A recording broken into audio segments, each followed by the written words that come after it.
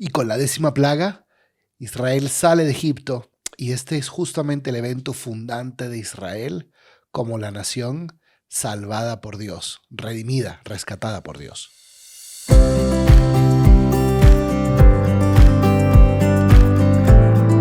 Esto es la Biblia, un podcast de Formar Apóstoles y CatholicNet que te ayudará a crecer en tu relación con Dios cada día.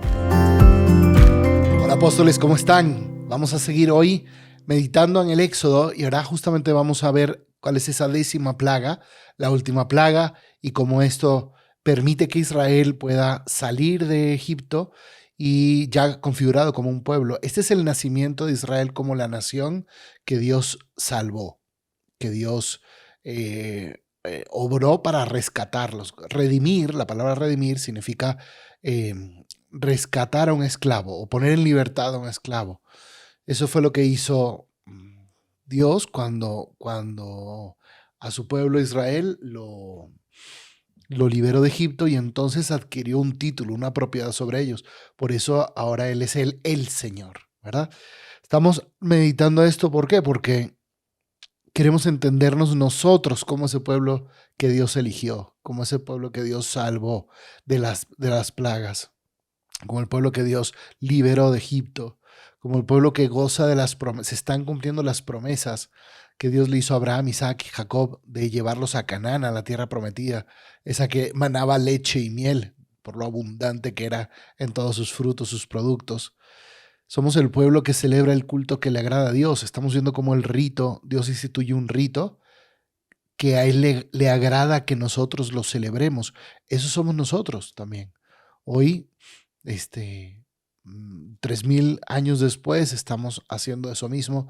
Cada vez que vamos a la misa, que celebramos la Eucaristía, que celebramos Semana Santa, Viernes Santo, cuando muere el Cordero, cuando es inmolado, que es Cristo. Bueno, es una comprensión muy profunda de lo que somos, que nos debe llenar de alegría, de orgullo y de fortalecer nuestra identidad como esa eclesía, esa comunidad que Dios está formando. ¿Y todo esto para qué? Para que hagamos muchos más discípulos, como Cristo nos envió, hagan discípulos a todas las naciones, que muchas más personas puedan venir y participar y formar parte de este pueblo que es de Dios. Pues vamos a meditarlo hoy. Empezaremos en el capítulo 12, donde nos quedamos versículo 29 y vamos a leer todo el versículo, lo que queda del capítulo 12 y el 13. Vamos entonces a hacer una oración. En nombre del Padre, del Hijo, del Espíritu Santo. Amén. Habla, Señor, que tu siervo escucha.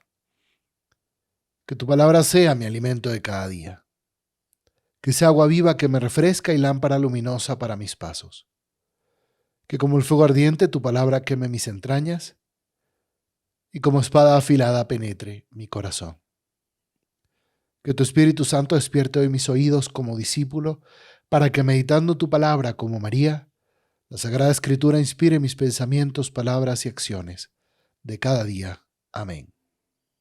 A medianoche el Señor exterminó a todos los primogénitos en el país de Egipto, desde el primogénito del faraón, el que debía sucederlo en el trono, hasta el primogénito del que estaba preso en la cárcel, y a todos los primogénitos del ganado. El faraón se levantó aquella noche lo mismo que todos sus servidores y todos los egipcios, y en Egipto resonó un alarido inmenso, porque no había ninguna casa donde no hubiera un muerto. Esa misma noche el faraón mandó llamar a Moisés y Aarón y les dijo: salgan de inmediato de medio de mi pueblo, ustedes y todos los israelitas, y vayan a dar culto al Señor como lo habían pedido. Tomen también sus ovejas y sus vacas, puesto que así lo quieren, y váyanse. Imploren una bendición también para mí. Los egipcios, por su parte, urgían al pueblo para obligarlo a salir del país lo antes posible, porque decían: de lo contrario, todos moriremos. El pueblo recogió la masa para el pan antes que fermentara, envolvió en sus mantos los utensilios de cocina y los cargaron sobre sus hombros. Además, los israelitas hicieron lo que Moisés les había ordenado. Pidieron a los egipcios objetos de oro y plata y también ropa, y el Señor hizo que el pueblo se ganara el favor de los egipcios, los cuales accedieron a su pedido. De este modo los israelitas despojaron a los egipcios. Los israelitas partieron de Ramsés en dirección a Sucot. Eran unos 600,000 hombres de a pie, sin contar sus familias. Con ellos iba también una multitud de toda clase de gente y una gran cantidad de ganado mayor y menor. Como la masa que habían traído de Egipto no había fermentado, hicieron con ella panes ácimos.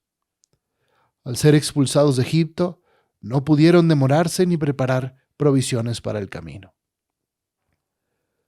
Los israelitas estuvieron en Egipto 430 años. Y el día en que se cumplían esos 430 años, todos los ejércitos de Israel salieron de Egipto. El Señor veló durante aquella noche para hacerlos salir de Egipto. Por eso todos los israelitas deberán velar esa misma noche en honor del Señor, a lo largo de las generaciones. El Señor dijo a Moisés y a Aarón: estas son las disposiciones relativas a la Pascua. No deberá comerla ningún extranjero. En cambio, podrá hacerlo todo esclavo adquirido con dinero, con tal que antes lo haya circuncidado. Tampoco la comerán el huésped ni el mercenario. Todos la comerán en una misma casa. No saques fuera de la casa ningún pedazo de carne y no quiebres los huesos de la víctima. Toda la comunidad de Israel celebrará la Pascua. Si un extranjero ha fijado su residencia junto a ti y quiere celebrar la Pascua en honor del Señor, antes deberán ser circuncidados los varones de su casa. Solo así podrá acercarse a celebrarla, porque será como el nacido en el país. Pero no la comerá ningún incircunciso. La misma ley regirá para el nativo y para el extranjero que resida entre ustedes. Así le hicieron los israelitas, como el Señor lo había ordenado a Moisés. Y aquel mismo día, el Señor hizo salir de Egipto a los israelitas distribuidos en grupos. El Señor habló a Moisés en estos términos: conságrame a todos los primogénitos, porque las primicias del seno materno entre los israelitas, sean hombres o animales, me pertenecen. Moisés dijo al pueblo: recuerden este día en que ustedes salieron de Egipto, ese lugar de esclavitud, porque el Señor los sacó de allí con el poder de su mano. Este día no comerán pan fermentado. Hoy, en el mes de Abib, ustedes salen de Egipto. Y cuando el Señor te introduzca en el país de los cananeos, los hititas, los amorreos, los givitas y los jebuseos, en el país que el Señor te dará porque así lo juró a tus padres, esa tierra que emana leche y miel, celebrarás el siguiente rito en ese mismo mes. Durante 7 días comerás pan sin levadura y el 7º día habrá una fiesta en honor del Señor. Durante los 7 días el pan fermentado y la levadura no se verán en todo tu territorio. Y ese día darás a tu hijo la siguiente explicación: esto es así a causa de lo que el Señor hizo por mí cuando salí de Egipto. Este rito será como un signo en tu mano y como un memorial ante tus ojos, para que la ley del Señor esté siempre en tus labios. Porque el Señor te sacó de Egipto con mano poderosa. Observa cada año esta norma a su debido tiempo.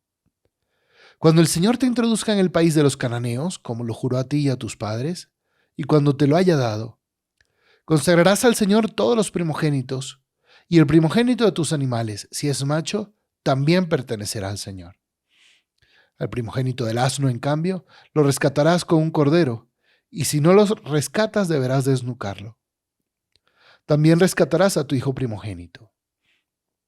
Y cuando al día de mañana tu hijo te pregunte ¿qué significa esto?, tú le responderás: con el poder de su mano el Señor nos sacó de Egipto, donde fuimos esclavos.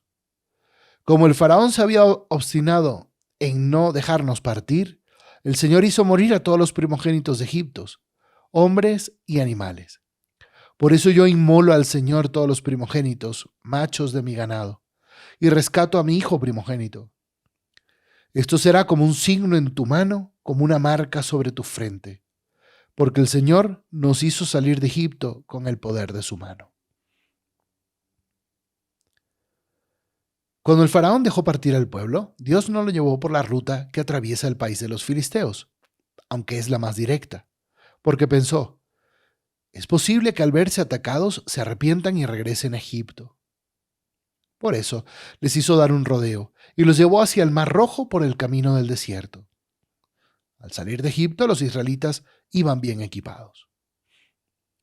Moisés tomó consigo los restos de José, porque éste había comprometido a los israelitas con un juramento solemne, diciéndoles: el Señor vendrá a visitarlos y ustedes se llevarán mis huesos de aquí. Después que partieron de Sucot, acamparon en Etam, al borde del desierto. El Señor iba al frente de ellos, de día en una columna de nube para guiarlos por el camino, y de noche en una columna de fuego para iluminarlos, de manera que pudieran avanzar de día y de noche. La columna de nube no se apartaba del pueblo durante el día, ni la columna de fuego durante la noche. Vemos entonces ahora cómo Dios ejecuta esta 10ª plaga dolorosísima, una plaga que afectó al faraón, desde el primogénito del faraón, que era su sucesor, hasta el primogénito del que estaba preso en la cárcel. Antes había dicho que había afectado también hasta el primogénito de la esclava que molía. Todo el mundo fue afectado por esto. Y pues esto también nos recuerda cómo Cristo era primogénito de Dios y también tuvo que ser sacrificado, ¿no? Todo esto es como una prefiguración, no como una, sino una prefiguración de lo que pasa con Cristo. De hecho, es interesante entender las razones que están detrás de este símbolo del sacrificio del primogénito y luego de la consagración del primogénito. Me voy a saltar un poquito. En el capítulo 13 dice: conságrame a todos los primogénitos, le dice Dios a Moisés. ¿Y por qué? Porque tenía que a partir de ese momento todos los israelitas, desde el momento en que entran a la tierra prometida, deben consagrar a Dios los primogénitos. En primer lugar, porque Dios salvó a los primogénitos de Egipto, de los israelitas, los salvó de la 10ª plaga. Entonces, digamos que eran de él los primogénitos. También porque se creía que el primogénito era el hijo de mejores cualidades de una pareja y por lo tanto se le debía ofrecer a Dios lo mejor, consagrárselo a él. También como un recordatorio perpetuo para todas las generaciones de ese día en el que Dios sacrificó a los primogénitos egipcios y salvó a los primogénitos israelitas. Y una cuarta razón de esta realidad de la consagración de los primogénitos es el hecho de que Israel era el primogénito de Dios, su hijo elegido, el primogénito como pueblo. Y entonces todo eso tenía que entrar en la conciencia de Israel como pueblo, ¿no? Cuánta dignidad tenían ellos como pueblo. En ese momento, Dios, el faraón también, cuando sucede esta plaga, en medio de ese llanto, de ese alarido inmenso que resonó en Egipto, el faraón pues se vuelve a dirigir a Moisés ya derrotado y le dice: váyanse. Y cuando se tomen sus ovejas, hagan lo que Dios les dice, imploren una bendición también para mí. Qué interesante como en este momento ya el faraón reconoce a Yahvé como el Dios fuerte, el Dios que pudo más que todos los dioses. Incluso era un golpe directo al mismo faraón, que supuestamente era Dios para los egipcios. Los egipcios urgían al pueblo para que se fueran, ¿no? Dicen: si no, vamos a morir. El pueblo recoge la masa que tenían antes de fermentarse y por eso estuvieron comiendo panes ácimos durante esos primeros 7 días, porque no se había podido fermentar la masa. De ahí viene entonces esa tradición del pan ácimo, que ya había sido incluso un mandato de Dios. Y vemos cómo los egipcios les dan todos los objetos de oro y plata, ropa, y dicen: ya váyanse, ¿no? Y así como que el pueblo de Israel despoja a los egipcios de sus bienes sin necesidad de pelear contra ellos. Pero esta era una manera como Dios estaba garantizando con su providencia, su protección sobre el pueblo para todas las jornadas que iban a caminar más adelante. Entonces aquí ya vienen unos datos interesantes que nos deja el autor de este libro, Los israelitas partieron de Ramsés, la ciudad egipcia, hasta Sucot. Sucot significa refugio. Probablemente no era una ciudad que existía ya, sino un lugar que empezó a existir a partir de que los israelitas llegaron. Y eran 600,000 hombres de a pie, sin contar sus familias. Ahí lo dice en el versículo 37. De ahí que se suponga que más el número de los israelitas, si estos eran hombres de a pie, o sea, hombres que podían también formar parte incluso del ejército, no muy ancianos y no muy jóvenes. Entonces, los historiadores calculan que eran más o menos unos 2 millones de personas. Y dice que iba también una gran multitud de toda clase de gente. Habían egipcios, hombres y mujeres de otros pueblos, que al ver todas esas maravillas que habían sucedido, como el Dios de los hebreos los estaba cuidando con tanto poder y sí, los protegía y era su pueblo. Entonces, muchos otros hombres y mujeres decidieron hacerse israelitas también, aunque no fueran de nacimiento, incluso egipcios.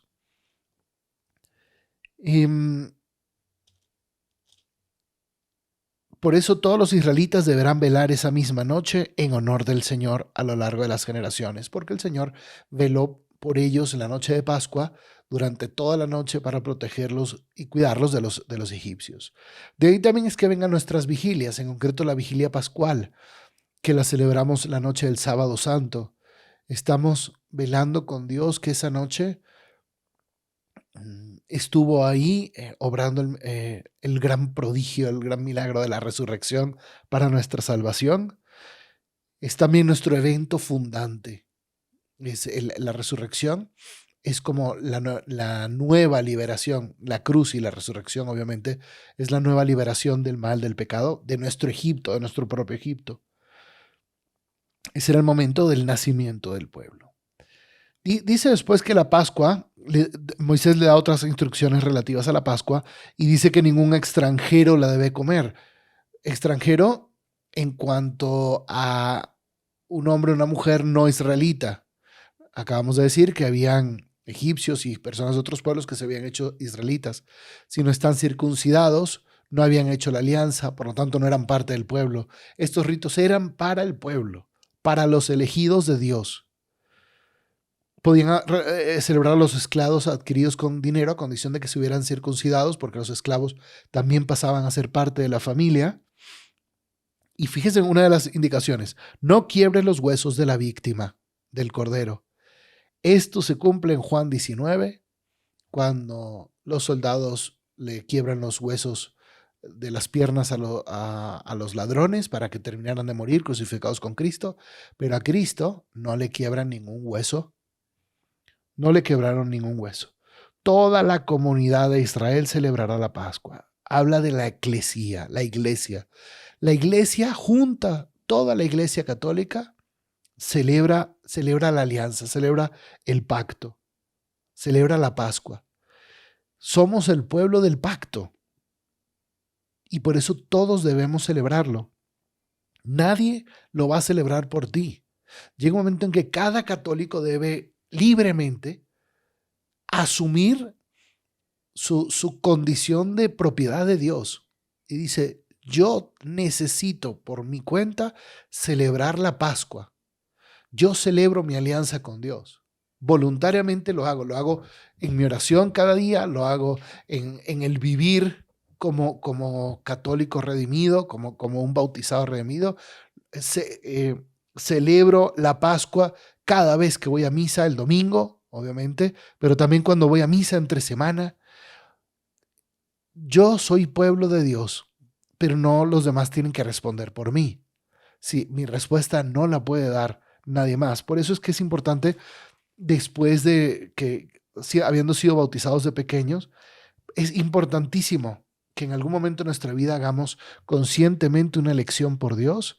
Y eso la iglesia y los movimientos, los grupos, las parroquias tienen que ayudar muchísimo a través de procesos fuertes de catecumenado que ayuden a las personas a tomar conciencia de todo esto que estamos hablando y poder elegir libremente, conscientemente, con un total compromiso, ser un bautizado, un hijo de Dios. Bien, y luego aquí el autor incluye otra.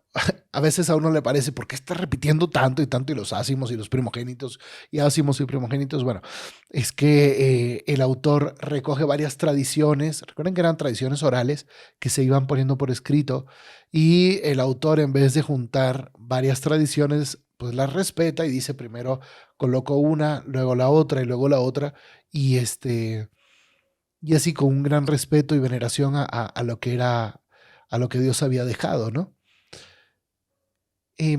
Moisés dice al pueblo en el capítulo 13, versículo 3: recuerden este día en que salieron de Egipto. Repite muchísimas veces a partir de ahora: recuerden el día en que salieron de Egipto, recuerden el día en que salieron de Egipto. Si no, nosotros no recordamos todo lo que ha hecho Dios por nosotros, si perdemos esa memoria, se pierde nuestra identidad. Y entonces empezamos a vivir como paganos. Y entonces el cristianismo se diluye en nuestra vida. ¿Por qué será que la iglesia cada año nos trae Adviento, nos trae Navidad, nos trae Cuaresma, nos trae Semana Santa, nos traen las celebraciones de los distintos santos, nos trae Corpus Christi, Cristo Rey, la Inmaculada Concepción? Porque dice: recuerden este día en el que salieron de Egipto. Es importante que nuestra memoria siempre esté apegada y que nosotros podamos, como dijimos ya anteriormente, transmitirlo a las otras generaciones. ¿Por qué? ¿Y por qué hay que recordar este día? Porque es el cumplimiento de lo que el Señor juró a Abraham, Isaac y Jacob. Como que a Dios le interesa mucho que recordemos que Él es fiel a las promesas, que Él está ahí. Y eso nos pasa. Dios nos sana de una enfermedad y se nos olvida. Nos libra de un problema económico y ¡ay, Dios! Se nos olvida. Nos concede, hace todo para que logremos un trabajo nuevo o un cupo en una institución educativa, y se nos olvida. Es que, fíjate qué inteligente. Digo, Dios es Dios, ¿no? Pero Él provee todo para que no se nos olvide, para que no podamos olvidar quién es Él y qué ha hecho Él por nosotros. Y repite lo del hijo: y a tu hijo le darás la siguiente explicación. Esto es así a causa de lo que el Señor hizo por mí cuando salí de Egipto. Y luego crea un rito. En el capítulo 13, versículo 9. Este rito será como un signo en tu mano, como un memorial ante tus ojos, para que la ley del Señor esté siempre en tus labios. Y luego lo completa en el versículo 16. Esto será como un signo en tu mano y como una marca en tu frente. Fíjate, tiene que estar en tu mano, tiene que estar en tu ojo, tiene que estar en tus labios, tiene que estar en tu frente. Es por eso que nosotros ponemos cruces, ¿no? Cargamos una cruz en el pecho, ponemos cruces en nuestra oficina, en nuestra casa, en nuestro lugar de trabajo, en el lugar de estudio, en el coche que manejamos. Esos símbolos nos están todo el tiempo recordando: soy propiedad de Dios, soy de Dios. Pero aquí se introduce, y quisiera comentarles brevemente este concepto que es bellísimo, el de memorial. Perdonen si estos episodios están siendo un poco más largos, pero es que estamos estamos llegando al núcleo de nuestra identidad como pueblo de Dios, que luego obviamente esto va a adquirir un significado tremendo en el Nuevo Testamento, ¿ok? Pero no entenderemos nunca el Nuevo Testamento si no entendemos el Antiguo, de dónde venimos. Si llegamos al Nuevo Testamento, a la muerte de Cristo, sin haber leído esto, es como llegar a ver una serie en la cuarta temporada, ¿no? O sea, nos faltó mucho antes. Aquí no se nos introduce en el versículo 9: este rito será como un signo en tu mano y como un memorial ante tus ojos. El término en hebreo, el zícaron es memorial, viene de la raíz, de la misma raíz que significa memoria. ¿Y qué es memorial? Es lo que está Dios mandando aquí en Israel. Les pide: revivan cada año revivan este hecho del pasado, Coman los mismos alimentos, coman a prisa, coman los vestidos, cómanlos con las mismas disposiciones, digan las mismas palabras, los mismos discursos, revivan lo que pasó el día de la Pascua. Entonces no es simplemente recordar un hecho pasado, es trasladarme al memorial, es me traslado al momento y lo vuelvo a hacer vida. Y ese hecho vuelve a tener todo un significado de salvación enorme para mi vida. ¿Por qué esto es tan importante? Porque luego Jesucristo va a decir en la última cena, toman y coman todos de él, porque esto es mi cuerpo, que será entregado por ustedes que será entregado por ustedes, y el cáliz, perdón. Este es el cáliz de la nueva alianza que será entregada por ustedes y por muchos para el perdón de los pecados. Y ahí va. Hagan esto en memoria mía, en conmemoración mía. Sícaron. Instituye un memorial que nosotros tenemos que repetir todos los días, y no son sacrificios nuevos, no es como en la antigua alianza, que todos los días se ofrecían sacrificios de corderos, ovejas, toros, palomas, panes, ácimos, y todos los días eran distintos. Aquí Cristo está diciendo, hagan este sacrificio en memoria mía siempre, el mismo. Cristo hace un único sacrificio que nosotros renovamos cada vez que celebramos la Santa Misa. Volvemos a ser presente. No lo repetimos como si fuera un sacrificio distinto que se va haciendo en distintas versiones. Se renueva el mismísimo. Cuando vamos a misa, narramos una historia, que es la historia de la Última Cena, pero es una historia que se revive y se actualiza, se hace presente en este momento. Esto es lo mismo que hacían los judíos cada año. Cada vez que el judío celebraba la Pascua, toda la asamblea, y el niño preguntaba, ¿y por qué lo estamos haciendo? Porque Dios nos sigue salvando hoy. Seguimos viviendo la Pascua, la salvación de Dios. ¿Ven qué interesante? Sé que esto puede ser un concepto a lo mejor difícil de comprender, pero esto es bellísimo, porque esto hace que la Santa Misa recobre un nuevo sentido en nuestra vida. Es un memorial, el Sícaron. Es la Pascua que sigue siendo celebrada desde el año 1200 antes de Cristo, pero que a partir de la Última Cena, en el año 33, el Cordero es el mismo. El sacrificio es único. Ese es el único cordero que se sigue, un cordero al cual no se le rompió ninguna pata. El cordero primogénito, el cordero sin mancha.